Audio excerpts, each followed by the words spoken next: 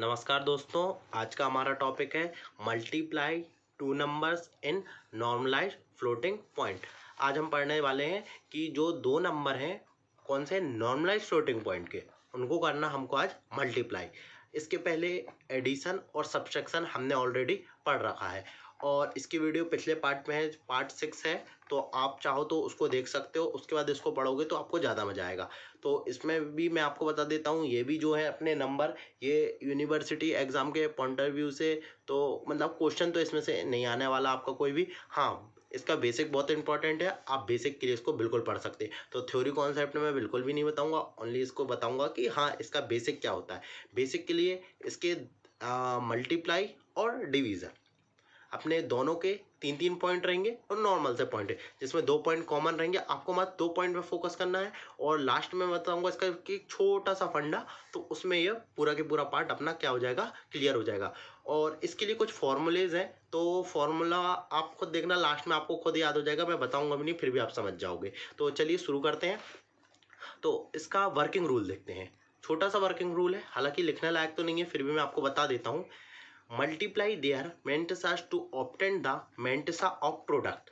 Add the exponents to obtain the exponents of the product. The final answer is written as normalized floating point form. इसको नहीं बताऊंगा, आप खुद एक example देखिए, आपको खुद क्लियर हो जाएगा कि ये क्या बोलना चाहता है। देखिए ये पॉइंट बुक के ही है और ये तीनों पॉइंट बिल्कुल नॉर्मल पॉइंट, बाकी इसका कोई यूज नहीं है। आप एक एग्जांपल देखेंगे तो आपको क्लियर हो जाएगा।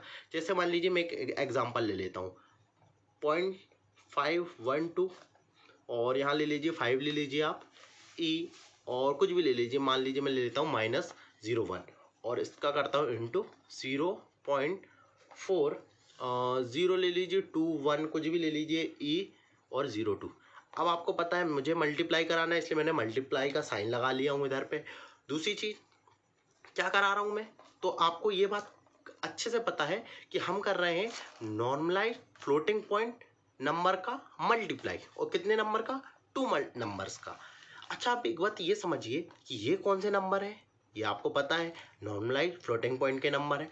अच्छा ठीक है, ये तो क्लियर हो गया कि हाँ नॉर्मलाइज फ्लोटिंग पॉइंट के नंबर।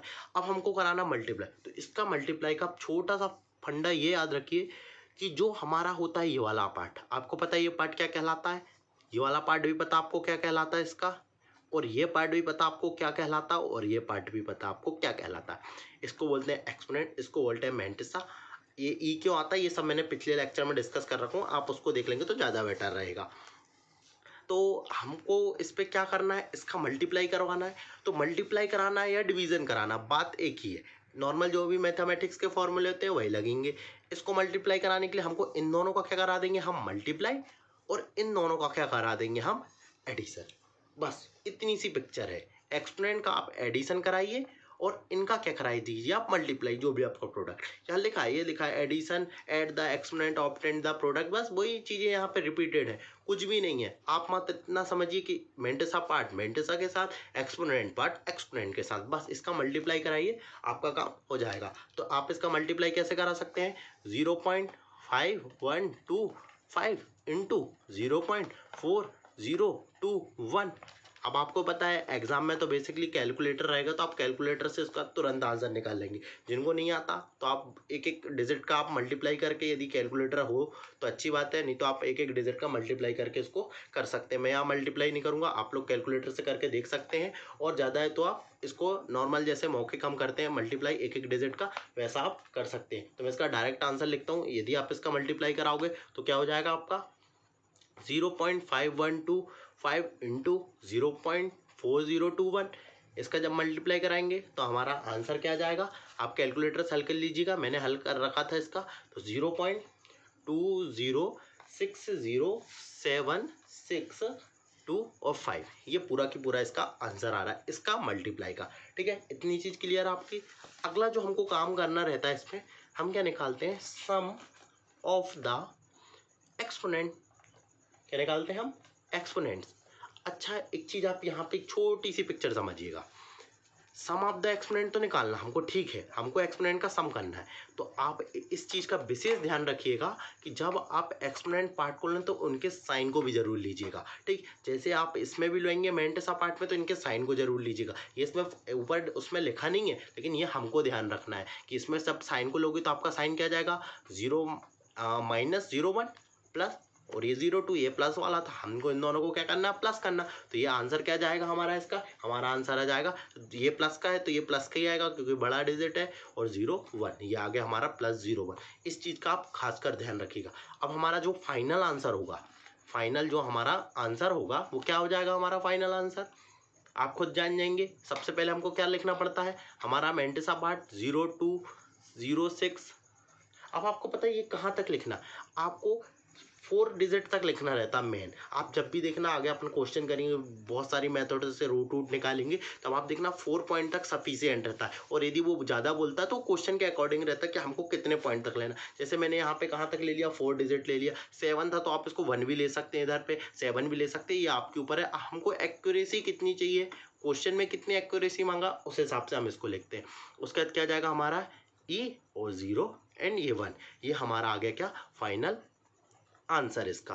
अच्छा ठीक है, यदि मान लीजिए अभी तो ये आंसर हमारा सीधा नॉर्मलाइज फ्लोटिंग पॉइंट में दिख रहा है, इसलिए हमने कुछ भी नहीं किया। मान लीजिए ये पॉइंट यहाँ जाता तो आपको क्या करना पड़ता, इस पॉइंट को इधर ले जाते, फिर इसकी पावर एक चेंज हो जाती, मतलब 2 हो जाती, तो इसका ये आंसर किस में आता, नॉर्मलाइज फ्लोटिंग। हमेशा याद रखिए, यदि आप प्लस करें, चाहे माइनस करें, चाहे मल्टीप्लाई डिवीजन, कुछ भी करें आप इन चारों में से, आपको जो फाइनल आंसर देना किस में देना, आपको नॉर्मलाइज फ्लोटिंग पॉइंट रिप्रेजेंटेड।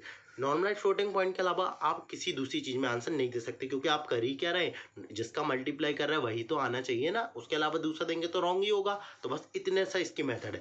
अगली हम देखते हैं डिवीजन की मेथड। देखिए इसमें भी छोटा सा वर्किंग रूल लिखा है, मेरे को पढ़ने की जरूरत नहीं है, आप खुद देख लीजिएगा, आप इसको अच्छे से देख पा रहे होंगे, तो आप इसको बस एक बार पढ़ लीजिएगा, आपका क्लियर हो जाएगा। सेम वही पिक्चर है इस पे भी, आप देखिए मैं डिवाइड के लिए क्या करूँगा, इधर पे आपको डिवाइड करना है। डिवाइड के लिए कोई भी संख्या ले लीजिए, मान लीजिए मैं ले लेता हूँ 0.4396 ई और 0.5। हमको क्या करना है, इसको डिवाइडेड बाय करना है। तो काहे से डिवाइडेड कर देता हूँ इसको, 0.35 कुछ भी ले लीजिए, 1 2 ले लीजिए यहाँ पे, ए और -0.2 ये वाला है हमारे पास। अब इसको डिवाइड करने के लिए आपको सेम क्या करना है, इधर पे ये वाला पार्ट कौन सा है, हमारा मेंटेसा पार्ट, ये कौन सा पार्ट है, एक्सपोनेंट, ये कौन सा पार्ट है, मेंटेसा, और ये कौन सा पार्ट है, एक्सपोनेंट।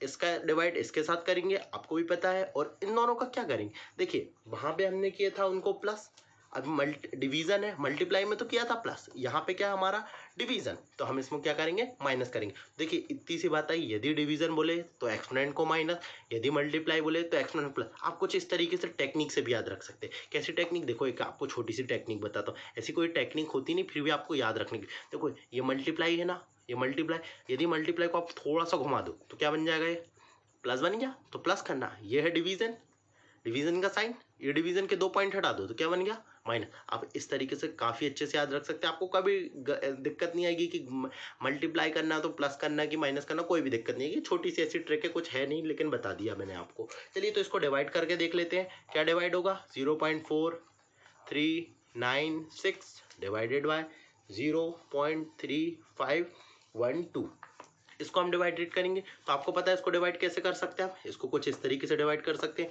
0.4396 0.3512, इसको ऐसे डिवाइड करेंगे। हम इसको डिवाइड करेंगे, आपको पता है इसमें जैसे भी डिवाइड करते हैं आप डिवाइड कर लीजिएगा, इसको मैं डिवाइड नहीं कर रहा हूँ, क्योंकि हमारे पास जब हम एग्जाम में करेंगे या कहीं करेंगे तो हमारे पास क्या रहेगा, कैलकुलेटर रहेगा। तो कैलकुलेटर रहेगा, इसलिए मैं इसका आंसर डायरेक्ट लिख देता हूँ आपको, आंसर 1.25, आप कैलकुलेटर से इसको डिवाइड कर सकते हैं, ठीक। ये इसका आंसर हो गया। अब आपको पता है कि मुझे कितने डिजिट तक आंसर चाहिए, 4 डिजिट तक सफिशिएंट होता है, 4 डिजिट, तो मैं इसका आंसर क्या लिख लूँगा, 1.2517 4 डिजिट तक।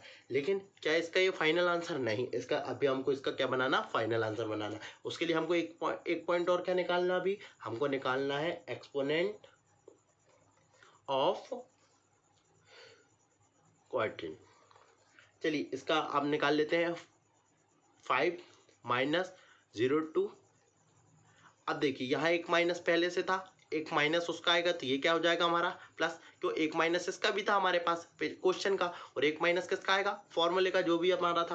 देखो फॉर्मूले भी हैं बुक पे, आप चाहो तो फॉर्मूले से भी कर सकते हो, लेकिन मेरे हिसाब से जब बेसिक हमको डायरेक्ट ही करना तो फॉर्मूला याद रखने से कोई मतलब नहीं। m इंटू बी की पावर ई से दिया रहता फॉर्मूला, कोई भी इसकी जरूरत नहीं है। यहाँ पे सीधा ये क्या जाएगा, 7 आ जाएगा, 07। तो हम जो इसका फाइनल आंसर लिखेंगे, हम क्या लिखेंगे, इसका फाइनल आंसर। देखिए इसका फाइनल आंसर किस तरीके से बनेगा, इसका आंसर क्या बन जाएगा हमारा 1.2517, और यहाँ पे क्या जाएगा हमारा ई, और यहाँ क्या जाएगा 07। क्या ये आंसर सही है, तो ये आंसर क्या हमारा रॉन्ग है। आंसर तो सही है लेकिन लिखने का पैटर्न गलत है। क्यों, हमको नॉर्मलाइज फ्लोटिंग पॉइंट में था, तो आंसर भी किस में आएगा हमारा, नॉर्मलाइज फ्लोटिंग पॉइंट में। इसको क्या लिखना पड़ेगा हमको, 0.1251, और ये 7 आप हटाना चाहो तो हटा सकते हो, उससे कोई दिक्कत नहीं। यहाँ तक 1 और ये आगे ई, क्योंकि हमको 4 पॉइंट तक चाहिए था। अब आपने एक पॉइंट इस तरफ लिखा है, मतलब किस तरफ, लेफ्ट हैंड पे। ये पिछली वीडियो में मैंने आपको बता रखा हूँ, तो ये क्या जाएगा सीधा 08। ये आपका क्या होगा, राइट आंसर।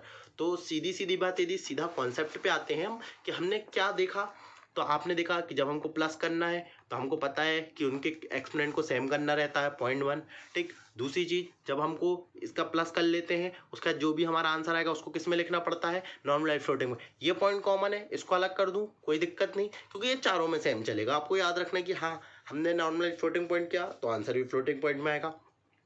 माइनस करते हैं तो माइनस में भी आपको पता है एक्सपोनेंट को सेम करना रहता है, उसके बाद ही माइनस होता है, और आंसर जो आएगा वो भी नॉर्मलाइज फ्लोटिंग पॉइंट। इनटू करते हैं तो आपको पता है एक्सपोनेंट को प्लस करना है, और जो मेंटेसा पार्ट है उसको क्या करना है, मल्टीप्लाई करना है, और जो ई तो आपको पता है बीच में सब करना कॉमन रहता है। जब डिवीजन करते हैं तो आपको पता है डिवीजन में क्या होता है, ये 2 पॉइंट को हटा दो तो एक्सपोनेंट हो जाएगा माइनस, और जो नॉर्मल डिवीजन होता है वो होगा। और आपको पता है फाइनल आंसर किस में लिखना हमको, 2 numbers in normalize floating point में था, इसलिए हम किस में लिखेंगे answer, normalize floating point representation में। तो बस इतने छोटे से 4 पॉइंट थे मुश्किल से इसके, इसलिए मैंने आपको बताया कि इसको कोई भी एग्जाम पॉइंट ऑफ व्यू से या थ्योरी पैटर्न में पढ़ने की कोई जरूरत नहीं। मात्र इसको आप इतना सा पॉइंट याद रखिए, आपका पूरा कॉन्सेप्ट 2 वीडियो का इतना सा ही इसका सार था, इसी में आपका पूरा कॉन्सेप्ट क्लियर हो जाएगा। यदि आपको मेरा काम पसंद आ रहा है तो आप हमारे चैनल एग्जाम वायरस को जरूर सब्सक्राइब कीजिएगा, और ज़्यादा से ज़्यादा दोस्तों को शेयर कीजिएगा। Thank you.